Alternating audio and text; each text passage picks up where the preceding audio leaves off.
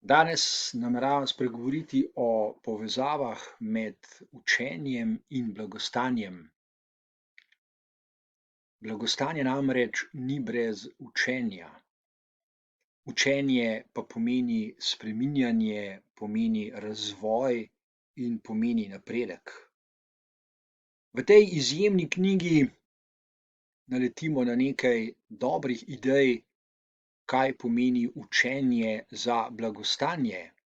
Najprej seveda pomeni bližino drugega človeka, vsaj enega dobrega učitelja. Blagostanje tudi ni brez vzdržnosti. Blagostanje je učinek teka na dolge proge. Zato je zelo pomembno učenje, zelo pomembno je, kako ga razumemo. Dobro je zato poudariti, da učenje ni kopičenje informacij, znanja, mnenj, podatkov, dejstev in tako naprej. Samo jedro učenja je spreminjanje samega sebe. Učiti se torej pomeni spreminjati se, pomeni delovati za rast, za razvoj, to pa pomeni tudi povečevanje blagostanja. Učenje pomeni še nekaj, pomeni spreminjanje samih načinov učenja. Učiti se pomeni učiti se, kako spreminjati načine, kako se učimo, da bi povečevali lastno blagostanje. In ker je z blagostanjem, z razvijanjem blagostanja najbolje začeti čim bolj zgodaj, je zelo koristno razmišljati o šolah kot pravičnih raziskovalnih skupnostih, ki se razvijajo za blagostanje teh, ki morajo vsak dan v šolo, oziroma za blagostanje vseh, ki se v šolah učijo. Tako učenje nas privede do vpogleda v to, kar imenujemo paradoks blagostanja.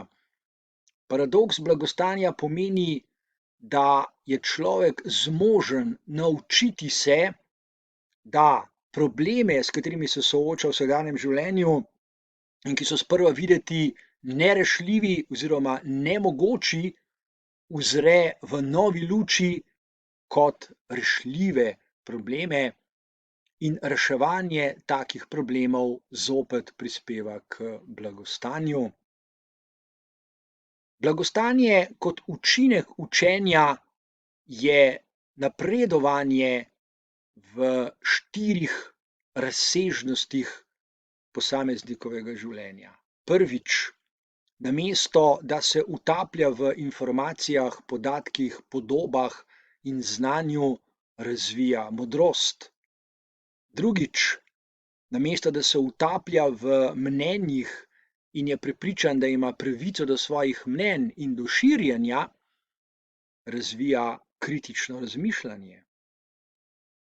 Namesto da bi egocentrično skrbel za samega sebe in za svoje sanje, da bi uspel v kapitalističnem svetu, razvija etičnost in osebnostno rast, razvija načine, kako dati prednost skrbi za drugega človeka pred skrbjo za samega sebe.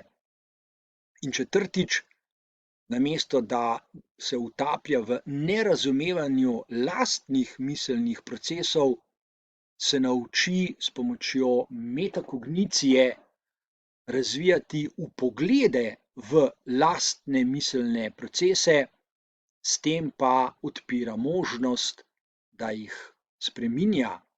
In tako spreminjanje potrjuje, da je blagostanje nujno razvijanje in spreminjanje, zlasti v luči temeljne definicije učenja, ki je spreminjanje samega sebe.